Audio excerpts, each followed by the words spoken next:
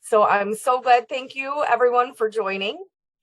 And as attendees are jumping on, please enter in the chat your name, the name of your business, or the industry that you are interested in. And thank you for joining us this evening. We're going to start out with some introductions, and then we have a short video shared with us from Macomb Community College in the area of entrepreneurship. And then we'll get started with our questions and answers. Feel free to drop in either the question and answer bubble at the bottom of your screen, any questions you think of as we go along, or in the chat function. Okay, today with us this evening is Suzanne Peralt from the MEDC, the Michigan Economic Development Corporation. She is the manager of small business services. Welcome, Suzanne. We also have Alexa Kramer from the Small Business Association of Michigan, who is Director of Government Affairs. Thanks for joining. Thanks for having me, Representative. Wendy Thomas is the Regional Director from the Macomb County Planning and Economic Development of Southeast Michigan. Welcome, Wendy. Thank you for having me. Thank you. And Kelly Lavati is President and CEO of the Macomb County Chamber of Commerce. Hi, Kelly. Hi, M.Stone. Thank you for having us. These are some fabulous voices weighing in at all different levels of experience, background, and government involvement, and involvement with our small businesses. So right now I'm going to screen share some input that was shared with us from Macomb Community College. We have so many resources in the community. It is fantastic to have them, and it's great to share them. So I just want to take a minute, and I'd love for you to share a little bit more about what your organization is and does, what kind of resources you can provide for local entrepreneurs, as well as current business owners. We've seen some businesses closing in our community. We've also seen some entrepreneurs taking this opportunity to explore different, different avenues that have opened up through COVID that nobody may have anticipated. And so we're glad that people are continuing to explore what these opportunities mean for them. And so let me start with the Michigan Economic Development Corporation. Suzanne, tell us a little bit about what it is MEDC does in Michigan. Great. Well, thank you. I appreciate the opportunity to come and talk a little bit more about what the MEDC does. The MEDC is Michigan's lead economic development agency. So we're really responsible for making sure that there is economic prosperity for all Michiganders. We do this in a number of different ways. We do this through community development initiatives, so making sure that our core downtowns and communities remain vibrant across the state. We also have a number of small business programs that are creating jobs and making further investment and further capital investment and human investment across the state. And then we also market the state. So anyone familiar with the successful Pure Michigan campaign, that is another piece that comes out of the MEDC to help remind people in the state of Michigan, across the globe, that Michigan is a really great place to do business and to live, work, and play. Absolutely. I'll just say a little bit more. I work on the community development side. So a lot of the things that I am doing is working with mom and pop business owners, Main Street or place-based businesses, micro businesses that have 10 or fewer employees, and making sure that they have the resources they need to start up and grow. And we do this through different technical assistance programs, oftentimes working with partners like a lot of the women on the call today. The Michigan SBDC is a very close partner of the MEDCs. But we also have a number of access to capital programs as well. So this can be anything from grants or loans for small businesses, and just really trying to make sure that we are reducing barriers and providing access for businesses as they kind of go about their small business journey. Thank you so much for that overview. Sometimes we're so disconnected from state departments that all those alphabet soup of acronyms get lost at the local level. But it's nice to put a face and a name with someone we can reach out to when we need your services. Absolutely. Definitely here to help.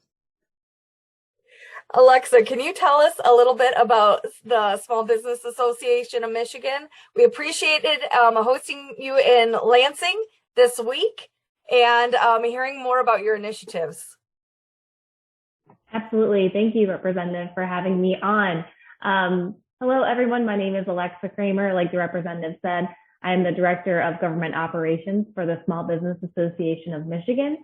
The Small Business Association of Michigan, or SBAM, as we like to call it, SBAM has over 30,000 members all across Michigan and every county of Michigan. We're really proud we hit over that 30,000 member mark not that long ago. So we have been shouting it from the rooftops. But we are the only statewide, state-based association or organization that its sole purpose is focusing on the needs of small business. And so we have a incredibly talented team here at SBAM. There's 28 of us, and we do pretty much kind of anything that small businesses need that we have some sort of hand in. So whether that's best practices for your small business, compliance, insurance, COBRA administration, we really run the gamut on things that we're able to offer to our members. Myself, I am the sole person within the government operations division, and so I work mostly at the state level, but also on some federal work as well. And I'm a registered lobbyist, and so my job is to advocate on behalf of small businesses all across Michigan, and that's quite an honor and privilege to be able to have this role, and I take it very seriously. And so anything that touches small business, and we know coming from the pandemic, that's quite a lot of issue areas, whether that's workforce or taxes or regulation. I kind of oversee that and ensure that the laws happening in Lansing and also DC are best for our small businesses to be able to thrive and prosper. And it's been so helpful through COVID to intersect with SBAM and many of our small business representatives to troubleshoot through COVID. What are those recommendations? What are the best practices? As we're learning scientifically what changing numbers and fluctuating communication rates are, what does that look like for our businesses to continue to operate and advise, and also taking that information back to Lansing and help to tweak some of our policies to empower our local businesses to function better, whether it was expanding sales of alcohol to be able to take home or create I'm going to get the name wrong, but areas within communities, within downtowns where people could hang out outside when we knew that, being indoors was problematic. But we created new spaces to enjoy and support, patronize our local small businesses. So it's always appreciated to have those voices and to elevate issues.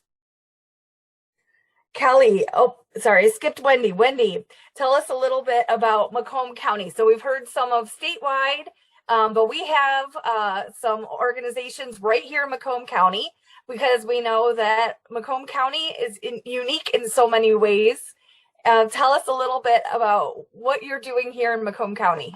Thank you so much. Well, first of all, thank you for having me this evening. My name is Wendy Thomas, and I am with the Michigan Small Business Development Center. We actually have an office within Macomb County, but my organization is tasked with helping people who want to start or grow their small business. We help with things like business plan development, marketing strategies.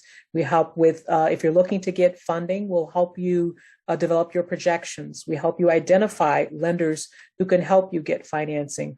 Our core goal is to help you from really soup to nuts. If you're in the ideation stage, you're still trying to figure out, if this business makes sense, we can help you with things like secondary market research. We can take a look at the industry to find out if it's growing, if it's on the decline. We can look at your competitors and do a competitor's analysis. If you're looking to do something brick and mortar, we can look at traffic patterns. So a number of different things as it relates to secondary market research. And we use that with our clients as a decision-making tool. And so again, a variety of resources that we make available to our clients. We also offer a variety of training, how do I start a business, all the way to how do I sell my business. So again, soup from the ideation stage all the way to how do I sell my business. Typically, when people come to us, they've been referred by one of our partners that you can see here on the panel, or we've been referred by a local lender. Typically, when lenders, look at your loan package, they're looking for key things. And one of the things that we help you do is to make sure that you've got a complete package prior to submitting your information. We can also talk about things that maybe a lender couldn't talk about when it comes to looking at your loan package. We can do analysis of, if you say, hey, Wendy, I'm going to make $1 million in that first year. We're going to challenge you and say, well, let's check the market research and let's take a look at your industry to see if that's reasonable, to see if that makes sense. And so we can do a number of different things to help you strengthen your business and help put you in a great position to move your business forward. So thank you. Fantastic resources. And we talk about that. I go to the Shark Tank when everyone comes in and they put their ask out and what their valuation is. And the sharks are like, let's just take a little closer look at that and make sure that matches up with all the pieces that come together. We actually had a client who actually presented on there. So we try and look at it from that standpoint. If it's not a lender, if it's not, one of the community-based loan programs, it could be an opportunity to go in front of Shark Tank. And so we want to make sure that you're absolutely ready for that. That'd be amazing. And Kelly, tell us a little bit about what Macomb County Chamber does and what you helped with through COVID. Well, I'm happy to do so. So we're Macomb County Chamber, obviously on a more local level. We are a business professional organization. I like to think of us as the toolbox for small businesses and the conduit to some of these great ladies and their organizations that we have here on the screen. We're right on the ground, boots right into the businesses, within our community. We do cover all 27 communities within Macomb County, so we try to reach all ends of that county. We have resources, we connect people. We have some networking groups that we scatter out throughout the county, which really allows companies to come in and build their network. We have had members that say their whole book of business has been built up on just by participating in the networking groups that we offer, and that is free to our members, which is really nice because some of those can be pretty costly. We create events also where, again, people can network on a bigger scale and then network with our legislators that will attend and get to know the constituents within their areas. We also are very connected to our legislators. We have a public policy committee where we, meet our legislators, talk to them, stay in touch with them about their work, what they're working on, and then through communication with our membership, relay back to those legislators on what's really important in affecting businesses. As everybody has said, during COVID, we really became a resource, helping people sift through the changes, the expectations, the resources, helping them get connected to MEDC for grants that were available. So as a small business, those people are so passionate about running their business. Sometimes they're hyper focused on that, and we were that conduit of helping them stay in connect what assistance was out there and what needed to be done. And that was so appreciated because we were receiving all kinds of federal dollars And we wanted them to go out into the community as soon as possible to shore up our businesses with their concerns the best we could. And that can be a confusing process. Where's the money? When is the deadline? And what do I need to apply for it? And then to be in compliance and make sure that that I have it when I need it. Right. It was a very confusing process for them. So we were right there with them, helping them walk through the applications and getting them in contact with any of the organizations if we needed to go further. So it was a great opportunity for us to even get closer to our members and to see what their needs were and help them walk through that process. And I always appreciate when I get a call that a new business is coming to the community. There's going to be a grand opening or a reopening. And it's wonderful to come and to help celebrate that and kick that off. Yeah, Rep, so like you said, we did see some businesses closed during COVID, but I was so excited to see so many new businesses really take that leap of faith, those entrepreneurs, and start their passion and build their business during such a tough time. And we've had a lot of things to celebrate with local businesses during that time too. Fantastic. Well, I think that's where I want to start off tonight. You had mentioned there's going to be a state of the business economics in Macomb County coming up. But what are we seeing across the state, locally in Macomb County for business closures? We know that there was a hard economic downturn. We saw the projections in Lansing for budgets. We saw a lot of funding to help out, and we saw a rebound, but we're not seeing that for everyone. We're not seeing that for every business. We're not seeing that for every paycheck. We're seeing inflation, and we're seeing difficulty finding employees. And so who wants to kick us off? I'll kind of talk a little bit about, what we're seeing in terms of, working with small businesses, and you brought it up and kind of highlighted it. Talent has become and it still remains an issue for some of our small businesses. On the one side, we saw, as I'm sure many of the panelists have seen, that businesses, some of them did not survive. And so the lucky ones were able to ramp up, pivot. Some businesses that had brick and mortar, they were able to go online during the pandemic. So for those businesses, they were able to survive. One of the things, the good news, and I think Kelly, and I think you also, Representative Stone, alluded to it, that some of the good news is that people actually wanted to start small businesses during the pandemic. And what we've seen is a trend upward of the gig economy. And so we've seen a lot more people who are focused on rideshare. We've seen a lot more people who are doing private consulting. So those types of businesses within that economy, has really taken off. It was already on an upward trend, but it has really taken off phenomenally during the pandemic. People are looking to get away from those jobs that are no longer pandemic proof and move into new careers and new opportunities. Stone, I'll jump in too. So SBAM has done a bunch of scorecards and surveys. We try to keep up to speed with what our members are saying and thinking. And you were spot on with the fact that we have seen a rebound maybe as a state, but our small businesses haven't necessarily enjoyed that as much as maybe some of our larger businesses. And so our latest survey that we had, it was out in the field mid-January. We had our survey respondents overwhelmingly identifying workforce shortages, inflation, and supply chain disruptions as the three biggest problems facing their businesses right now. And some really interesting statistics, and I just wanted to share with this group that we found from that survey as well. So 66% of small businesses said it's harder to find and keep staff. And to combat that challenge, 70% of businesses are increasing wages to attract and maintain employees.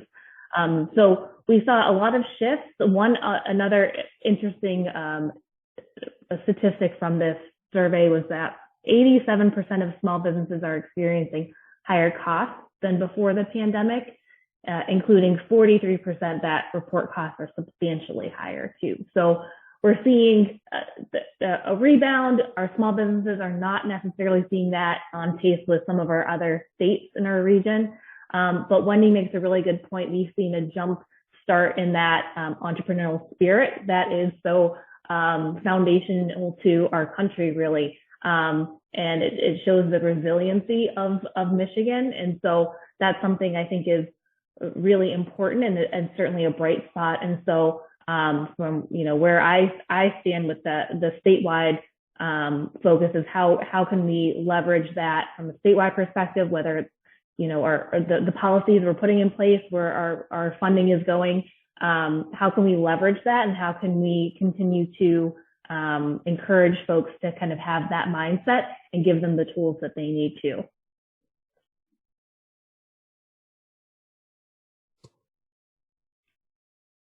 One of the other areas, you know, we know staffing has definitely been a challenge. And one of the things too, though, that is part of that problem is childcare. We're seeing that many parents are struggling with you know, finding sufficient childcare. And if you look at the statistics, say 2 out of 3 homes now have both working parents, and that's a big deal. There's like $3 billion lost in business revenue due to, and that's annually, due to employee absenteeism that's directly connected with childcare.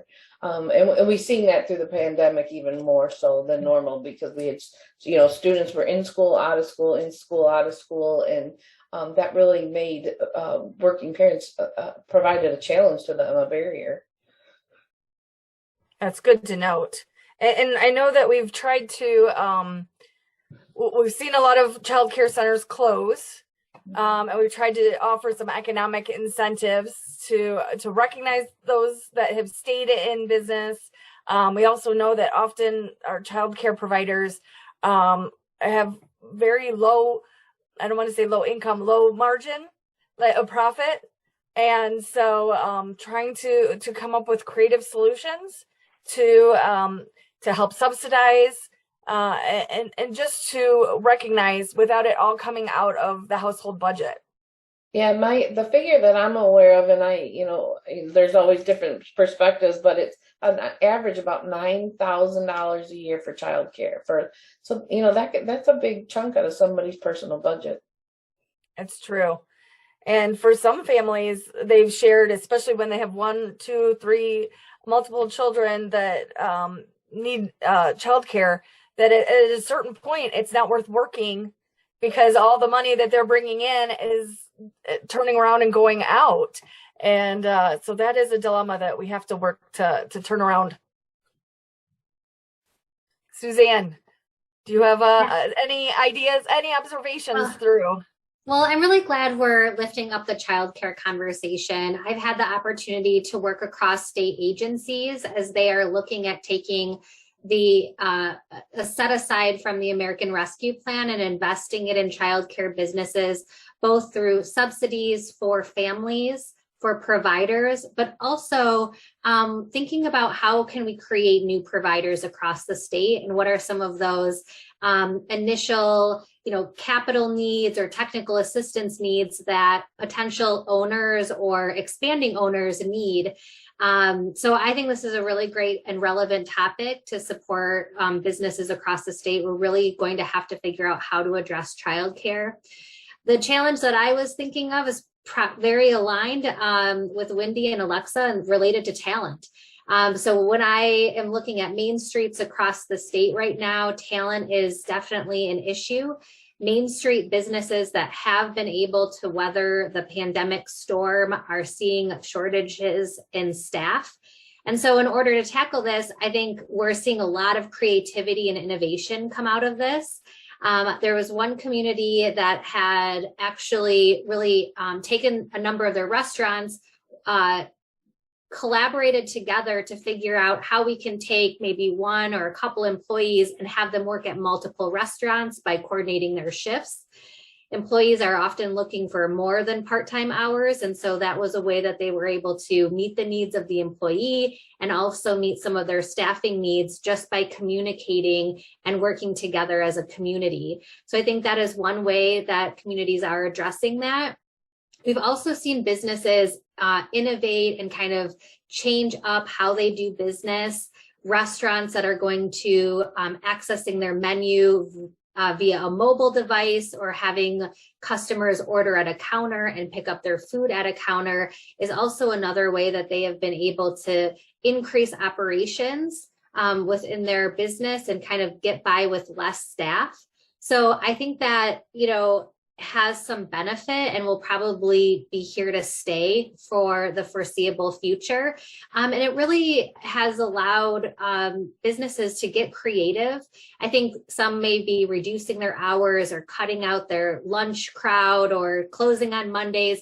That's definitely happening, but there are some other things that are also in the mix, and using technology to have more efficiencies with operations is also another way to kind of combat that staffing shortage challenge. That is fantastic to hear. Yeah, sometimes out of the greatest strains comes the most innovations and leaps forward. Can you speak to utilization of funds, grants, loans, through COVID, businesses that were able to tap into them, use them? How effective were they distributed? Did you feel like most businesses got a fair shake at it? Was it like certain businesses had a concentration? What are your thoughts? Was it, I don't know if was it as enough or I'd love to just get some input and feedback on that. Yeah, I can actually start with that and kind of tell you what we saw. As you may recall, at the start of the pandemic, there were a lot of different programs, a lot of them either U.S. Small Business Administration, or they were through local county initiatives. And so what we saw a lot of the larger companies, they were in a position, they were prepared to go after financing. In some cases, we had their accountants call them up and say, hey, here's this program, we think you fit. Unfortunately, for some of the smaller businesses, there was a gap in being prepared. And so we saw a lot of businesses that were really struggling to not only get their financial information up to date and ready, but they were just having challenges in terms of navigating through the system. And so, part of the work that we did during the pandemic was really help those clients roll up their sleeves and do as much as possible to catch up, and then help them to think strategically going forward. Should something like this happen again, we want to make sure you're ready. And part of that is making sure that the financial health of your company is in place and that you have resources and access to those resources. And so we saw a lot of different things in terms of people who were having some issues. There were, again, the larger companies did not have as many issues. But for those smaller, particularly those micro businesses, we did see a lot of companies struggling. And so it was a challenging year. I think the smaller grant programs were very helpful for those companies that maybe they didn't get an opportunity to either apply for the larger ones, or maybe they weren't for a fit, or they weren't quite prepared. And so we were able to work with clients to take advantage of some of those local grant programs. And again, it was just a difficult time and no way of really knowing if that amount of money was going to help that company move forward, help them to remain in business. But I think the intention was to really help them get through this, this thing that we call a pandemic storm. So, yeah. Thank you. Representative, I did want to highlight kind of a bright spot, a recent bright spot for the group too. And throughout the pandemic, the SBAM got a lot of calls because we always get confused with the U.S. Small Business Administration, Small Business Association of Michigan, two completely different entities. So we've got plenty of calls throughout the pandemic though, but we were happy to kind of connect resources, and something that my team has been working on most recently since the passage and allocation at the end of the year for the what used to be known as the Afflicted Business Relief Grants, now kind of rebranded to be called Growing Michigan Business Grant Program. It was a little over $400 million for businesses that were suffered a financial hardship during the COVID-19 pandemic, and it was a nod from the state that our businesses, particularly small businesses, are still struggling. And so I think that was a wonderful achievement of the legislature and the administration working together to get those funds allocated, and then Michigan Department of Treasury stepping up to figure out what this looks like and building a grant program from scratch. I know I had plenty of conversations with the Department of Treasury over the last few weeks as they were ramping up what this grant program would look like. And I think a really positive bright spot was that they were reaching out to me saying, hey, what do we need to do with this grant program? What have you learned? What are you hearing from your members so we can make this easy and better for small businesses to apply in a manner that gets them those funds, being able to turn around those funds pretty quickly. And so we were able to work with the Michigan Department of Treasury to kind of share our insights, what we heard from our small businesses. And so they were able to incorporate that in the application grant process. And so that grant will go live on March 1st at 8 a.m. and we'll kind of run through the full month of March. And so we're really looking forward to that program going. Again, the grants are super helpful. We want our small businesses to be able to have those tools. We recognize that nothing is going to be as helpful as if there was no pandemic at all, right? If they didn't need the assistance, if they were able to operate as they wished to operate, but that certainly wasn't the case. And so these grants are able to kind of come in and help them through a very difficult time. So we are really happy to see this program that will open up again on March 1st at 8 a.m. Alexa, can you talk a little bit about how much businesses are able to apply for and what kind of things you hear that businesses are applying or including in their grants? Sure. So this program is fairly specific. So again, opening up on March 1st at 8 a.m. This is really targeted to 9 eligible business kind of categories that are pretty broad. There is some option to kind of pick another option, an other option, and then kind of click in and build your case as to why your business suffer this quote unquote financial hardship. How they calculate that is your decline in sales from 2019 to 2020. All businesses before October 1st of 2019 are eligible to apply. If you were in operation between that date and then June 1st, 2020, so October 1st, 2019 to June 1st, 2020, you're also able to apply, but at a lesser grant amount. And then the way that they break it up is kind of tiered. It's based on your calculation of financial hardship. And then it kind of will calculate a percent of the grantee award that you would be eligible for. So a few things that we are able to incorporate with the Michigan Department of Treasury. This is not a first come, first serve. I know that we all have a little bit of PTSD from those grant programs that were first come, first serve, and this is not that case. And so that is really great to hear. And so you don't need to necessarily rush through and get your application in right on that March 1st, 8 a.m. deadline to get some money, which is really great to hear. And then another thing, especially for our small business owners, these grant processes, we know it's daunting and having to do the calculations and this is not the case. It's just an input within the website and that website then spits out the number. So there's no calculation that you have to do on your own. You just have to kind of go through your own receipts. So kind of trying to make that process a little bit easier because again, we know that grants can be a daunting process and we've gone through it before. Our small businesses have gone through it before. So I think that some items that Treasury was able to incorporate in this is certainly going to help our small businesses be successful. And I love to hear that there's flexibility built in because one thing you would hear from businesses in the community is like, okay, here's the one qualifier, or this is the string that's attached to what this can be used for. And that helps a lot of businesses, but it's not what my business needs. And so I love that there is that opportunity for business owners to look at what their needs are and then to build that in. So this is fantastic. I hope that SBAM, like when they were getting some of those missed errant messages, found some new interest and made some connections. We absolutely did. And a lot of folks that are joining me on the panel were some of the folks that we were able to point to as well. So that's always great.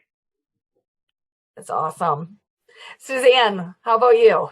Yeah, well, speaking of making connections, I will say, similar to what I think Wendy and the team at Michigan SBDC experienced is, small businesses that did not have their books in order and did not have a good handle on their financials really struggled to access the programs that were available.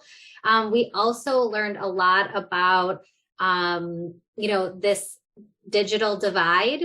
And many small businesses are trying to access programs or grant applications via their mobile device. And so, thinking about how, going forward, how can we reduce some of the barriers to accessing these programs, whether it's providing grant programs in different languages, making sure that these folks know where to go for help. And I think, to the point of making connections, being able to work with the people that are feet on the street, the Michigan SBDC, the Macomb Chamber, that is going to help establish a long-term relationship between the service provider and the business owner. So not only can that connection be made to help the business get through the application process and, have an opportunity to receive some of this funding, but they also now have a trusted connector that they can go to when they are ready to grow and they're ready to get traditional financing, when they have a question about marketing or succession planning or whatever the topic is. I think that, just trying to find the bright spot, think about what we have learned. I think we've learned a lot of lessons. The MEDC has launched 23 programs since March of 2020, deploying $240 million in funding to over 25,000 businesses.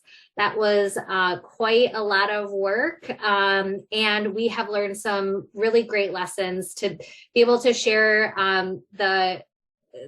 some of our lessons learned as we prepare for potential future funding, new programs. I think we really have a good understanding of where some of the gaps are and where we need to make further investment in the small business ecosystem is really going to position Michigan in a great place going forward. It's fantastic. Learning as we go helps us grow. Absolutely. So let me ask, so we have funds coming into the state. We have a budget that is significantly bigger than we've had. And this might be a one-off, right? So this is a temporary, this is not going, we can't expect this to be ongoing. But I'm just going to put it out there. This is your magic lamp, rub the magic lamp, and then Jeannie asks, what do you want? What is the wish? What would what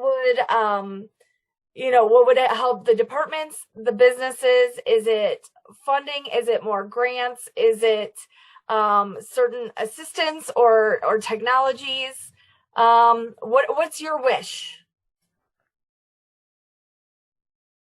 Well, I don't know who wants to kick us off, but this is a fabulous question. I think that a number of the proposals under the governor's My New Economy plan really have opportunity to make huge impacts. One of the proposals, and I think something that's really needed, is further investment in the small business ecosystem.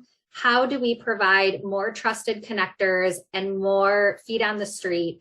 I know many organizations throughout the pandemic were operating at capacity and oftentimes are having to tell a business, we can see you in 2 months from now, a month from now. That's really just the reality. And so how can we build additional capacity among the technical assistance service providers across the state? I see that as a huge opportunity. If we can build some foundation there and really come up with a sustainable model long term, I think that is going to be really helpful in the pipeline building. We've talked about businesses wanting to start up. People have an idea. Where do they need to go with that idea? We need more folks that are going to be able to help at that early stage piece.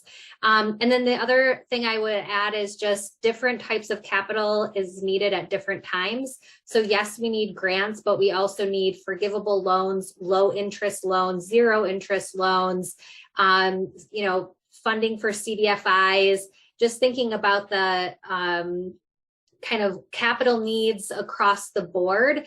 yes, there's a time and place for grants, but there's also a time and place for low interest loans. And, just recognizing that we need more loan products, capital products out there in the marketplace will be really critical as well. So that's my 2 cents. Love the question though. Thank you. And if I could build on what Suzanne said in terms of, 2 things. The first thing, if you'd ask a small business, access to capital is huge. But one of the things that Suzanne pointed out is technical assistance. And so when the SBDC, we got intake right after the pandemic started, our intake calls went up 700% over what we had normally done. So we had so many people calling. Thank goodness that we were able to take advantage of some of the CARES Act funding. And that allowed us to do just what Suzanne said, and that was to increase our capacities, to get more consultants out there to support small businesses. But as we sunset on those funds, the question is, now what? We've got even more people who need support and assistance. We've got this huge surge of new entrepreneurs that, like, we've never, and again, I would not have anticipated if someone had told me at the start of the pandemic that we'd have so many people wanting to start a small business. And again, a lot of that bubbled up out of the, the gig economy, independent contractors. But, the support for those individuals, the support for our existing businesses through technical assistance is a big piece of, my wish list to be able to expand those services. And I think to also leverage the existing resources. So you have this incredible panel here today. How do we work more closely together? How do we leverage our resources? How do we work as a unit to continue to help our small businesses? They're wonderful. Thank you for these insights. Okay, who gets their wish granted next? I was going to say, I really agree with both Suzanne and Wendy's input. The technical assistance piece, I think, is something that we've been hearing too, and something that we're really interested in. Thankfully, in Michigan, we have these great agencies and this great network of folks. So we need to make sure that they have the tools that they need, and we're able to bring on more technical assistance experts to be able to have those boots on the ground connections. What I think is going to be interesting and you mentioned Representative Stone, a lot of the dollars we're looking, the governor's executive budget recommendation was just over $74 billion, which is not a number that we're used to seeing for a state budget. And so what Rep. Stone, your colleagues are going to have to be grappling with, how can we utilize these funds in the most strategic way? So yes, we have a bunch of one-time funds that's separate from our general fund, that ongoing revenue. And so how are we strategic with how we, kind of leverage the different buckets that we have available at the state level? And so, but I'm certainly confident that Representative Stone, her colleagues, are able to work with the administration to figure that out. Absolutely.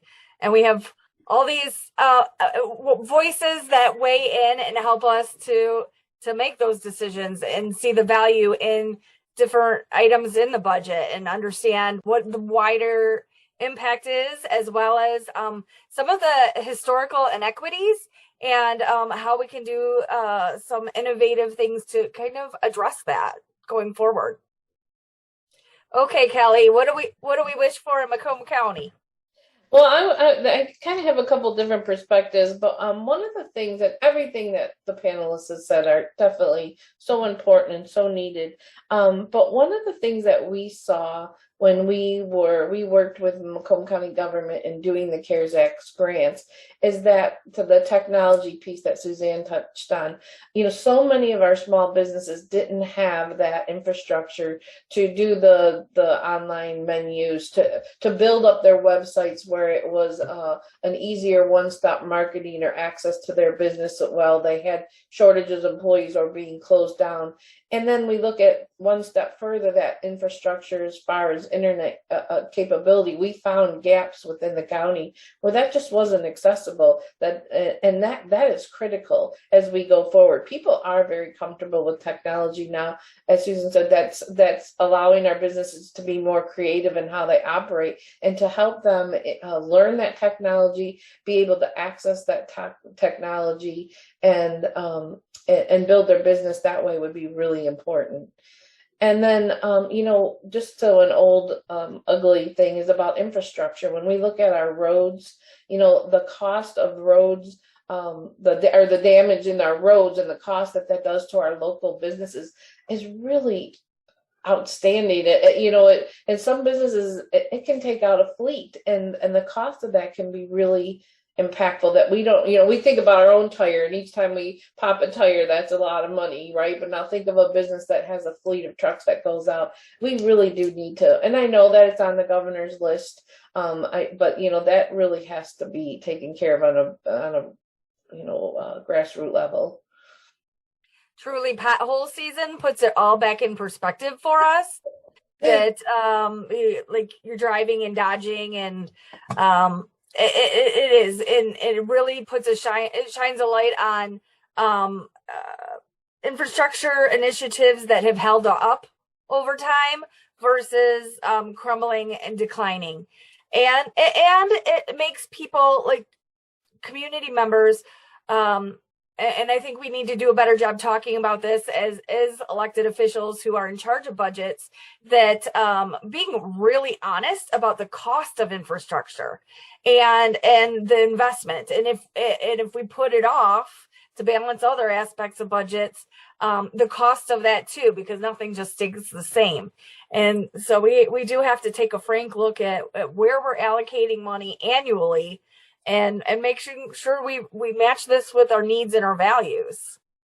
I have one more wish, if I'm allowed.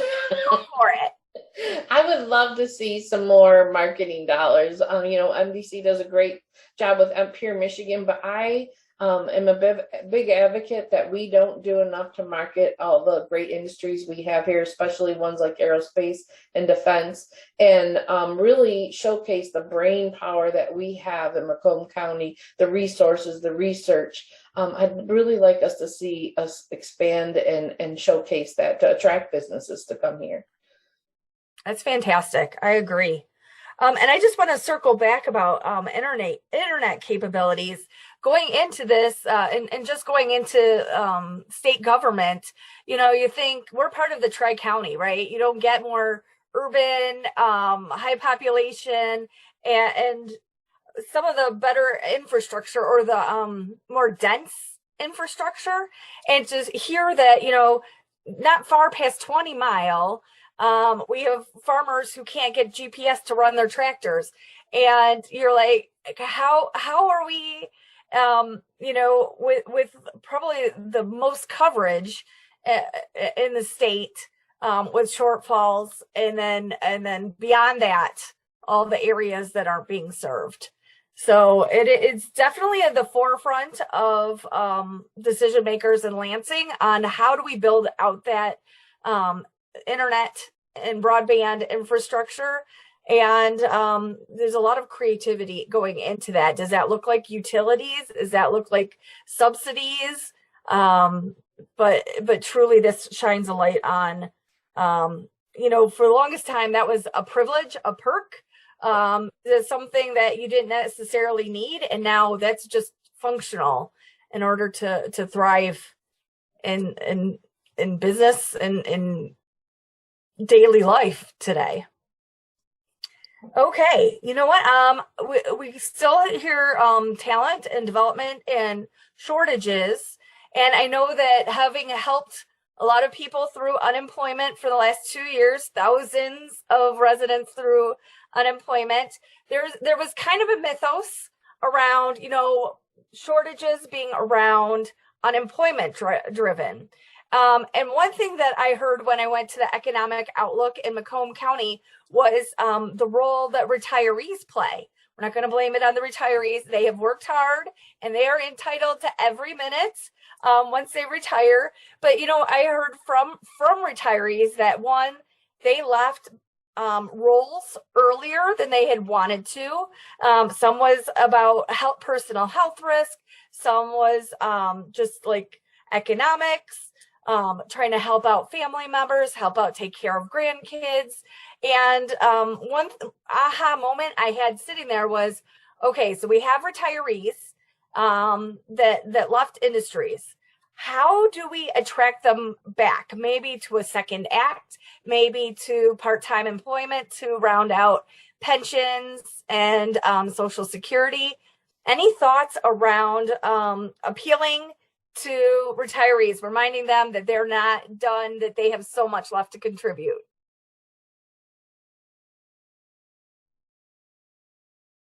I will jump in. I was recently at a conference, and it talked around entrepreneurship and sort of starting tech businesses, non-tech businesses. And one of the really interesting statistics was around the age, like a comparison between age and success of the startup. And so a 55-year-old is 3 times more likely to be successful, have a sustainable business than someone in their 30s. And I think that really got me thinking, like, are we doing enough to say you can start a business at any age? Is there a hobby or a passion that you can monetize and kind of, create this pipeline of new entrepreneurs and folks that we can get to, Wendy and Kelly, and get to the local trusted connector to make sure that they have the resources and know what to do to, like you said, kind of round out their retirement, give them something to do, have their passion really become a thriving business. So I thought that statistic was really interesting, and I think it could be an opportunity for us to lean into. That is fascinating, Suzanne. Think of all that knowledge, right? Their knowledge and experience and what that can contribute to a new business. Absolutely, it does make sense. And I think with when it comes to just talent overall, I do think that with that statistic, there's an opportunity to think about what about retirees coming back in. But I think that we have to really, have that holistic mindset when we think about talent. So what are we doing in the post-secondary space? That's why SBAM was really foundational in the development of the Michigan Reconnect program Governor Whitmer put out a few years back, and ideas like the Going Pro Talent Fund to upskill your talent and give them new skills. Also, criminal justice reform, getting folks that have been traditionally left on the sidelines into our workforce and allowing them to succeed. SBAM, another area that we've been involved in too. So I think that going forward, Michigan, like other states, but I think Michigan is in a interesting position to be able to think innovatively about how we approach talent, how holistically we need to think about talent, and kind of make really spur some innovation around workforce development overall. I think what would be helpful is really to plant the seed. Let those folks, of a certain age, let them know that, hey, here's an opportunity. If you don't want to work in a particular industry, maybe you want to start a small business, but helping them to understand that, there's still some life left in you, and also to think about the quote unquote carrot is different for someone who is 60 than it is for 30. Someone who's 60, maybe they just want to get up and work between 8 a.m. and 12 noon and be done. And so as we get employers to maybe change their way of thinking and say, hey, let's look at some of these folks who are maybe they've retired, and it's an opportunity for them to give back. And you're going to have seasoned workers. You're going to have people that are dependable. So there's something to be said for that. I was just saw something maybe a couple of days ago about a gentleman who I believe he was in his 70s. And so he was actually working for free at a restaurant. And he had met his wife at that restaurant. And so when she passed away, he came back. But he is one of their most dedicated employees, and he works for free. So I think, planting that seed and creating that mindset that there is still an opportunity no matter what age you're at.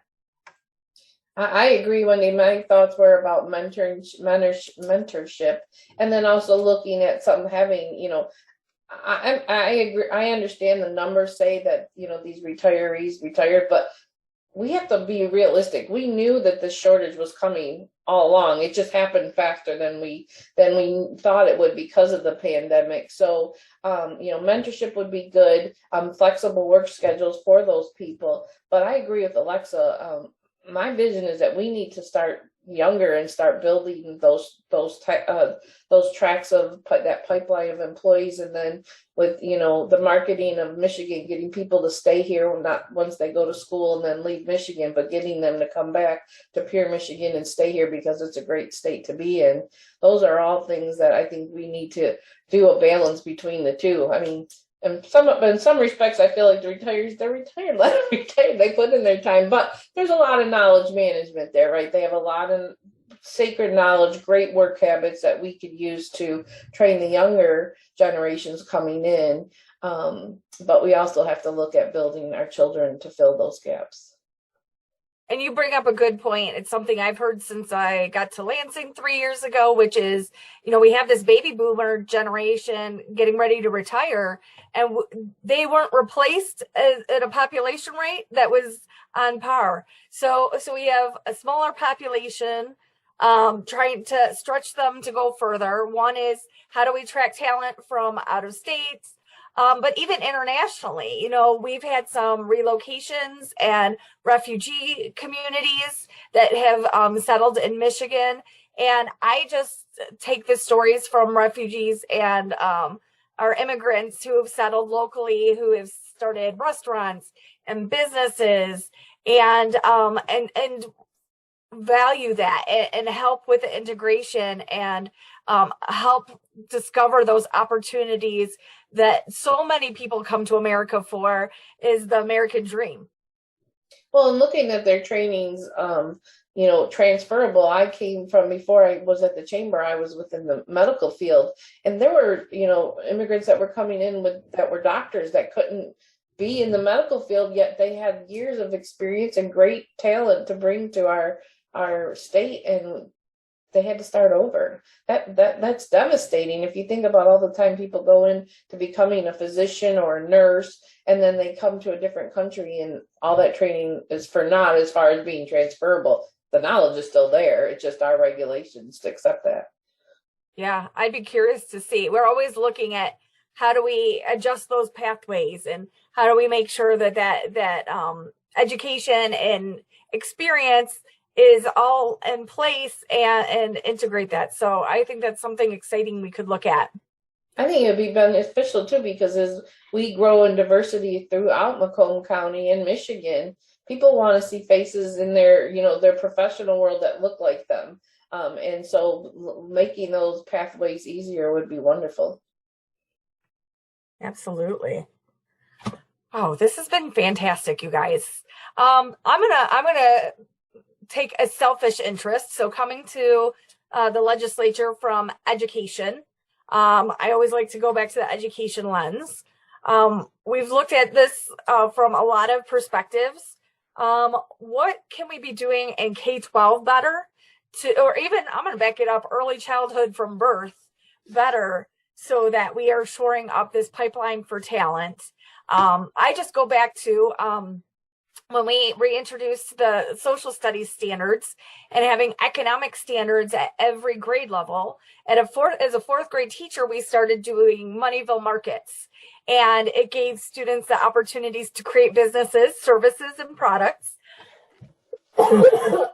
See, I get the tickle too. And the kids were so exuberant, kind of going back to the Shark Tank model, at having the being empowered to create something, and then having other people value it, watching how they could earn money, and then they could go to other businesses and spend their money, and have that immediate reward. And so I just saw the enthusiasm around this entrepreneurial spirit. And it's like, how do we keep that? How do we sustain that more than just one academic activity? Representative Stone, I'll jump in. My mother was my 7th grade science teacher, so that was interesting. But I come from a family of teachers. Aunts, uncles, cousins, grandparents, you name it, they were teachers. My interest has always been more in education policy because I knew my skill set and it was not in front of a classroom, but I still wanted to be able to help kids. My philosophy, especially with early childhood, in early childhood education in particular, if we don't do that right, the rest, we're just playing catch up. And so I think that we really, from a business perspective, our business community needs to be engaged in early, not only the K-12 system, but early childhood education as well. I think that that's a pivotal point for our children and really allows them to have a really solid foundation going into our K-12 system. And then the K-12 system, just being able to have a lot of exposure to different pathways and knowing that there's different ways to success, and it doesn't look or feel like one thing, it can be many things. And so allowing that kind of that marketplace of different ideas to be alive and thriving in our K-12 system is exactly where it needs to be. And then also from the employer perspective, putting a little bit of ownership on the employers to have those connections with not only their K-12 system, but the post-secondary systems in their backyard too, saying, okay, how are we all working together? What does this pipeline look like? What are your needs?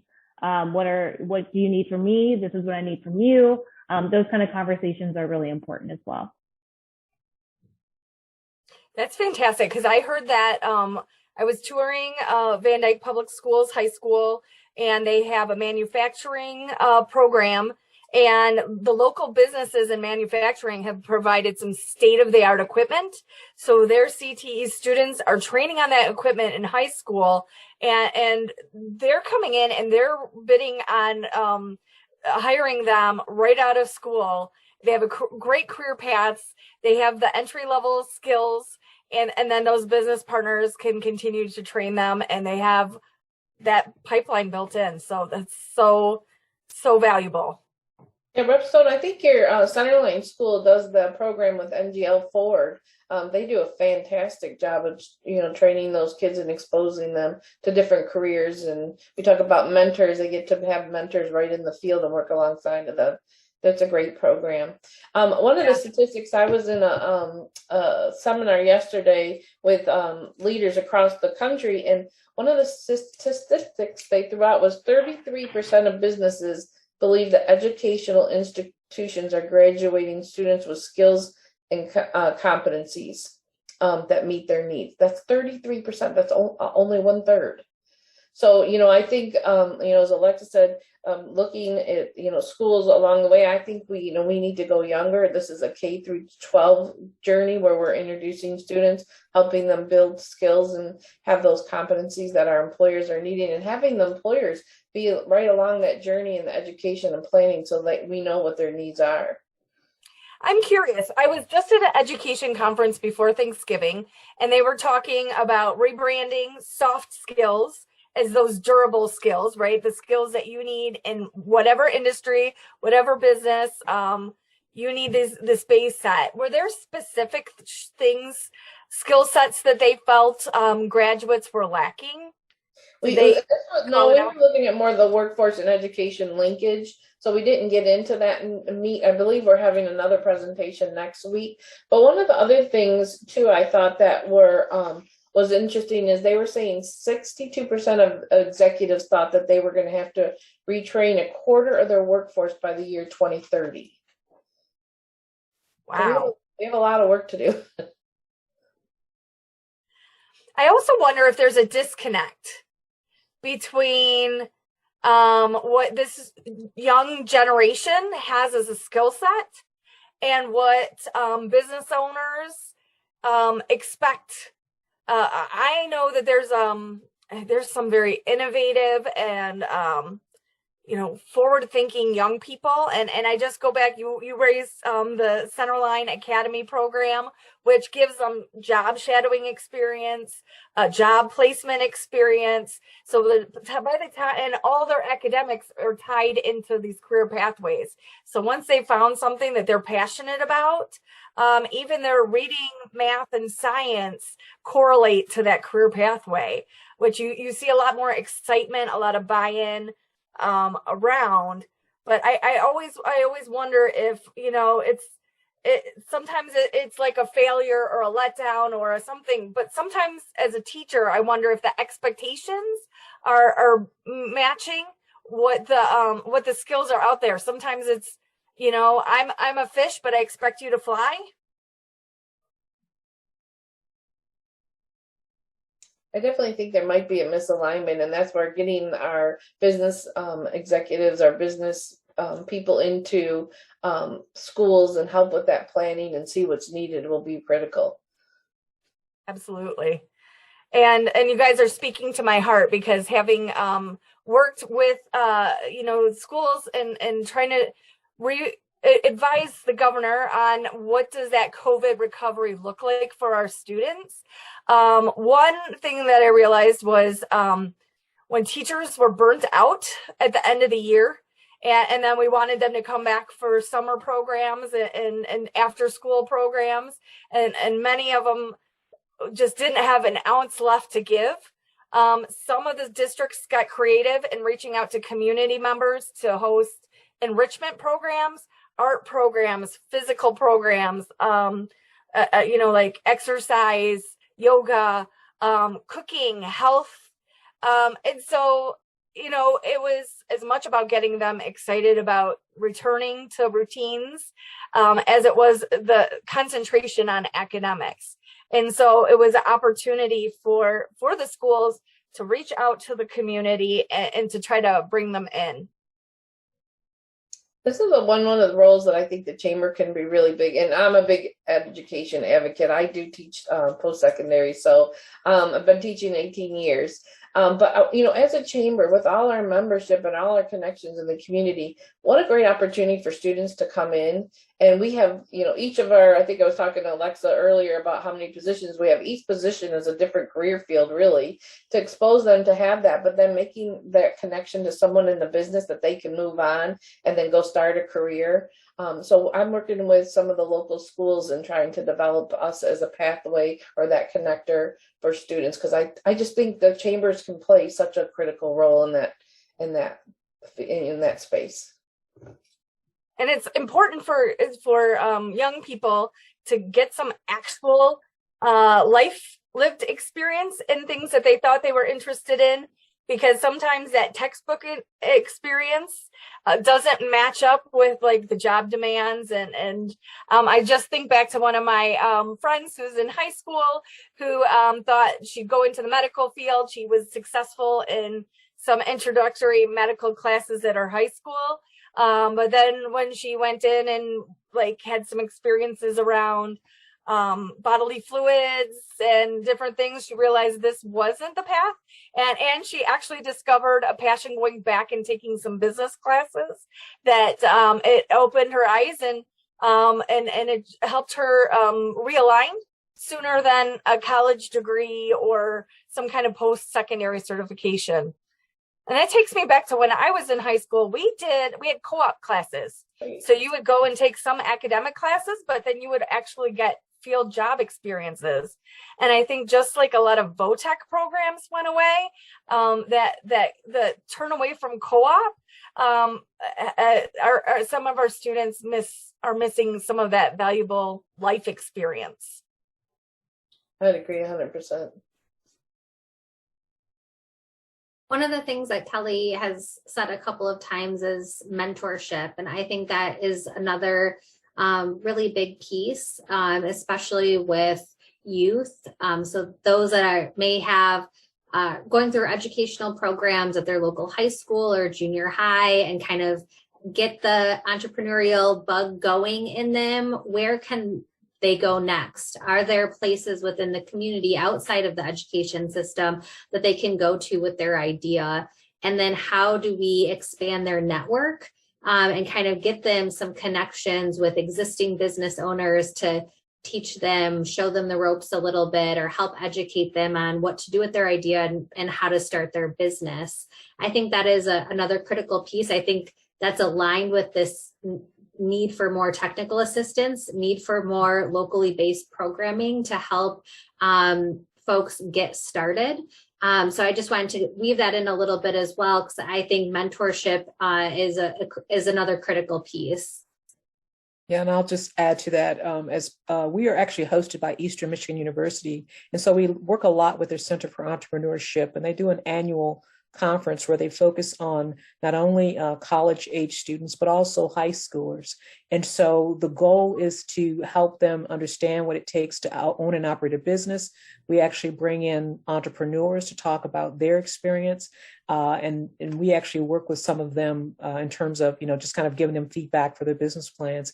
And so it's very interesting in terms of the minds and the creative ideas and the innovations that we see from high schoolers. And quite frankly, sometimes it's more interesting than the college age kids. And so there is an opportunity there for those kids to be inundated with, hey, here's a pathway.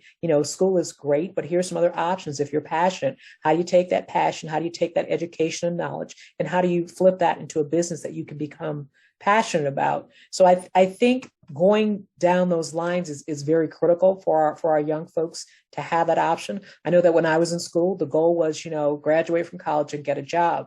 These days it's like, I can be 18 and I can start a YouTube channel and I can be a millionaire in 3 months. How do you, so the way that we think now, we have to think about how do we reach that audience and how do we create those pathways for those younger kids to kind of, see what's available in terms of entrepreneurship. And I think about the amount of my peers that are upskilling on YouTube videos, learning, DIY as they go.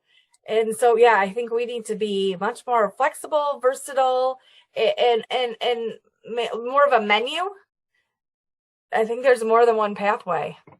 And the skills trades, we really haven't talked about them.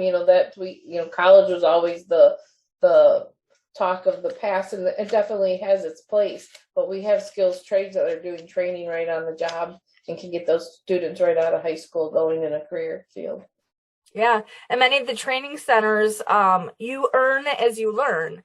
So for students where, how am I going to pay for this? How am I going to live while I learn? That opens so many doors. I've worked really hard in Lansing to change that narrative, because we did ourselves as a society a disservice by saying college, four-year university is the only pathway to prosperity. And speaking to instructors in these programs, as well as recent grads, by 25, some of these talented tradesmen are, they have homes that they're paying down, vehicles that they have paid off, recreational opportunities without student debt. And we again go back to retirement. We have so many skilled tradesmen that we need journeymen and masters to train apprentices that are becoming eligible to retire.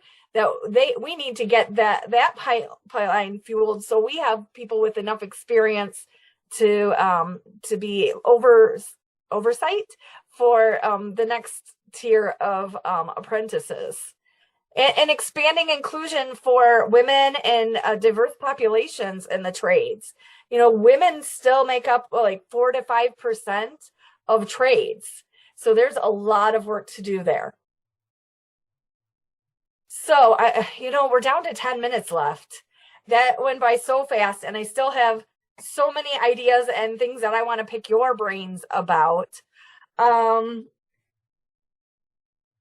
I'm thinking that, in interest of time, I want to give you guys the opportunity to leave us with a last big idea. What is our takeaway?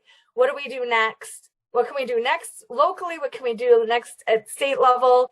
I looked through the questions. I didn't see any questions posted in the chat that we missed, but I do want to raise that the video, we had some difficulty with audio on. We posted the link, so if you can copy and paste it and drop it in a tab, you'll have the opportunity to see where Macomb Community College intersects with so many of the things that we have just discussed.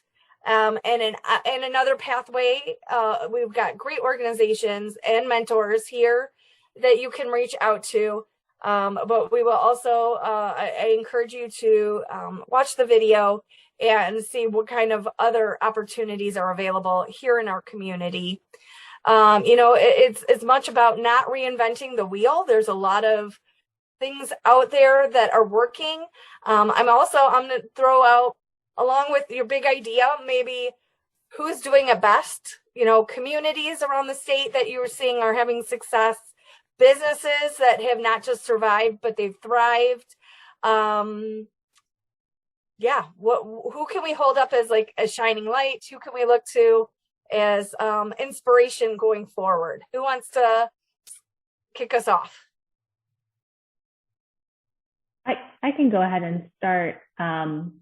More of just maybe like a takeaway for all of us. So when it comes to small businesses, especially in our backyard, I think that it's really imperative for all of us to think about it and to take it personal, right? Because our small businesses are so foundational to our community. Their needs, their struggles, we should be taking that personally. And so I would kind of a charge, I think what I would leave for the audience is to think, in Macomb County, how can you help your small businesses? Of course, you can visit them and you can be a customer of them. And I will add, while you're being a customer, please be kind. We know of the workforce shortages, but also from the workforce perspective too, we know that workforce challenges are the #1 issue for our small business community. So how can you, given your connections, your network,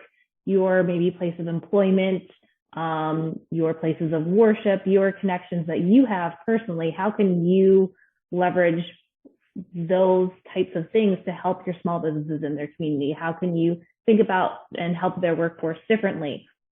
Are they using the resources out there? Are you connecting them to resources? Are you promoting them to folks like Wendy and Kelly and Suzanne? Are you connecting them with these wonderful resources in their backyard? How are you helping? And so I would just kind of urge everyone to take the struggles of our small businesses very personally. Yeah, fantastic. Before I hand it off to Wendy, I want to shout out SBAM is hosting an owner-to-owner networking event coming up March 8th, and feel free when it's your turn to plug anything you have coming so we keep this going. It's Tuesday, March 8th from 4 to 6 p.m. at the Unwinded Winery in Shelby Township. I haven't heard of this yet, so I'm going to have to go check that out. But mark your calendars, and if you're looking for where do I go next, that is definitely an opportunity. And next up is Wendy. Yeah, I'll just say that, there are a lot of resources out there, technical assistance providers, and we work very well together. And so I would say for entrepreneurs out there who are struggling or who are, not really sure, what they should do next, is to really reach out. I know, and sometimes you get inundated with your small business and it's very difficult. And sometimes some entrepreneurs are just afraid to ask for help. But I want you guys to know that, there's help out there. And many of those resources, if not most of them, are at no cost. And so we want to help you think about how you grow your business. And now we're federally funded. Our task, we are charged with helping you succeed. So we are your advocate to ensure that you are successful. And so we want to be able to put you in a position to grow your small business and to help you, move further into your small business. Because if you are successful, the hope is that you will hire people. Those people will give back to that community, and those dollars are just circulated back into the community. So it's so important that you take advantage of the resources that are available. Tell a friend if you know that they're struggling, tell them that, hey, there's this free service. Take a look at this service and see if they can't help you. And if our services don't meet your needs, we've got other partners that we work with. We can help you. We can get you directed. The other thing is, don't be afraid to work with other entrepreneurs. Don't be afraid to leverage your own resources. Maybe you're not the largest construction company in your town or in your area, but maybe you can leverage some of that work and subcontract with a larger company. So again, think about leveraging existing resources and certainly tapping into technical assistance. Great ideas to end on. Who's next? Well, I'll jump in. I have three thoughts. One, if this is the first time that you have heard of the Michigan Economic Development Corporation, really want to encourage you to learn more about what we're doing to support small businesses across the state. Our website is michiganbusiness.org. We have funding programs, we have local incentives, we have a really great public spaces program, training, export, international trade, capital access. There is a ton of opportunity available through the MEDC. So if you are not familiar with what we do, please take time to learn a little bit more. And if we don't have the right tool for you, again, we have a lot of great relationships and we're going to make sure that you get to the right place. I want to reiterate what Alexa talked about with the Growing My Business grant opening March 1st. I think that is really critical. Do not miss the opportunity to get part of the $400 plus $1 million available. That is a big one that we really need to encourage eligible businesses to apply for that. It's not first come, first serve. So it really just takes time to put the application together. If you are one of the businesses that meet the criteria of that program. So don't lose sight of that. And then finally, I think this is a great time for small businesses to reinvent their operations and kind of look at creative ways, things that you might want to do differently. I think there is some patience with customers to try out something new. Does it work? Does it not work? If you have an idea, don't be discouraged. Really want to encourage you to give it a try. Thank you. Okay, Bring it home, Callie. First, I'd like to take the time to thank all of our businesses that did pivot. I was amazed every day when we saw through the pandemic, all our businesses that pivoted by making hand sanitizers or face shields or, use 3D printing and became really creative to keep their business going and to also give back. And as we talked about tonight, those that pivoted their business model by reducing hours. I recently spoke to a restaurant owner who said she, during COVID, had shortened her hours. She now, I believe it was a Wednesday or Thursday through Sunday is all her hours are. And now she only does a short window from 4 to 9. She says her business is more profitable now than at any time in history. And she said it was a supply and demand at 4 o'clock when her restaurant opens. People are lined up at the doors. So, we heard from our panelists today, be creative, be flexible, try some different models, because we do have consumers who are more forgiving and willing to adapt. And, you can do things that can make your business more effective. And then one of the things that we haven't talked a lot about tonight, but is really to be aware of who our legislators are. This year, Macomb County has a big election year coming up. It's really important to get to know your legislators, learn what they're representing, learn those that are pro small business, and support their efforts, because those are the people that are going to go to battle for us to get those dollars, to make those changes, to support the organizations you see on the call tonight. And that is our duty as citizens, to be involved. It's not okay just to check a box on a ballot and then complain later. If you're not engaged, you're not active, you really can't complain afterwards about who's in office. And we have big years coming up, or a big year coming up ahead. Let's learn about these legislators running. Let's vote pro small business, and let's make some changes that can, really impact us. As we've seen, we were all shocked by our supply chain issues. And so it's time to bring some of those businesses back to Michigan. We have the CHIPS Act, which I saw today, an announcement came out that the governor has joined forces with some other governors across the U.S.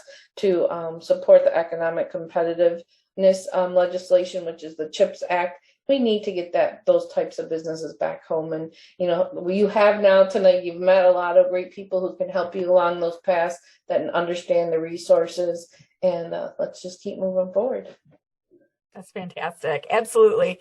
Civic engagement is a huge piece because those dollars only work for you when you push them to, and make sure that you express where that money needs to go and how it needs to be reinvested in our communities, in our state.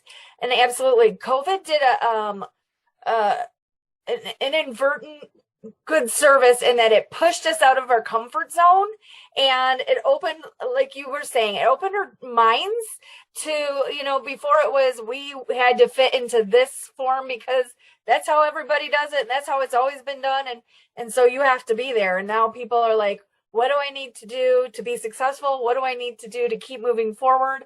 And really, what are the things that are our strengths as a business, and how do I continue those, play those, and grow those? So I have taken so much away from this. I'm going to take all my notes because it's what I do best, and make sure that we take the information and the highlights and the connections, and make sure that I push it out in e-news blasts in the community. And I really hope that attendees and community members reach back out and let me know what is the next step we want in our community, because there's so many resources and we just want to keep those small businesses growing. So thank you so much for your time. An hour and a half on a Friday evening is so valuable. So please know how appreciative I am, and have a wonderful weekend. Thanks again. Thank you for the opportunity. Thank you so much. Thank you.